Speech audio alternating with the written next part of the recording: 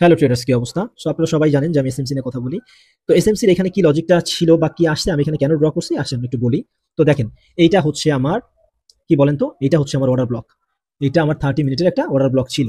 তো মার্কেটটা এই অর্ডার ব্লকে আসবে, আসার পর আমার কিন্তু জাস্ট এইখান থেকে এভাবে ঘুরে আসে, যদি এখানে একটা চোজ দেখায় আমার এন্ট্রিটা হবে, এই যে আমার ব্লু লাইন।